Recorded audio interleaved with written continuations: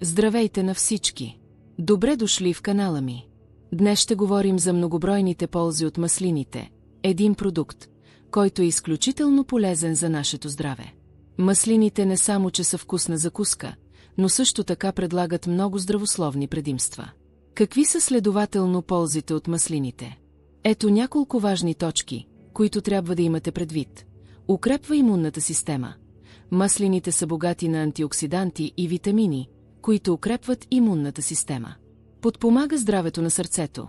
Мононенаситените мастни киселини, особено олеиновата киселина, помагат за понижаване на лошия холестерол, LDL, и увеличаване на добрия холестерол, HDL. Антиоксидантни свойства. Маслините борят свободните радикали и предотвратяват клетъчни увреждания. Подобрява здравето на кожата. Маслините и зехтинът намаляват признаците на стареене на кожата и подпомагат регенерацията на клетките. Подпомага здравето на костите. Маслините съдържат калций и магнезий, които помагат за укрепването на костите. Богати на желязо. Маслините са с високо съдържание на желязо, което подпомага производството на червени кръвни клетки. Подобрява храносмилателното здраве. Високото съдържание на фибри подпомага нормалното храносмилане. Помага при управление на диабета.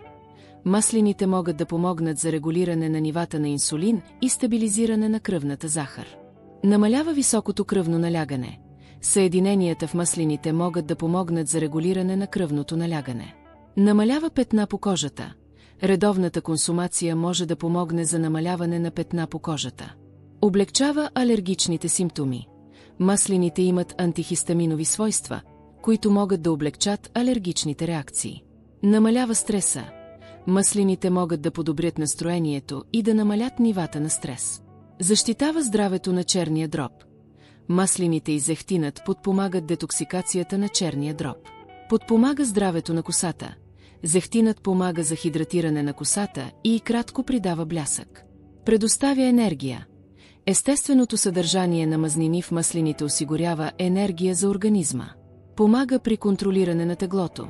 Като нискокалорична закуска, маслините могат да помогнат за контролиране на теглото. Намалява риска от сърдечно-съдови заболявания. Редовната консумация на маслини може да намали риска от сърдечни заболявания. Ускорява метаболизма. Маслините могат да допринесат за ускоряване на метаболизма. Подобрява здравето на червата.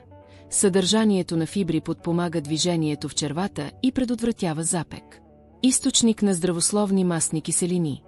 Маслините предоставят основни здравословни мастни киселини, от които се нуждае организмът. Благодаря ви, че гледахте. Ако това видео ви е харесало, моля, не забравяйте да се абонирате за канала ни и да харесате това видео.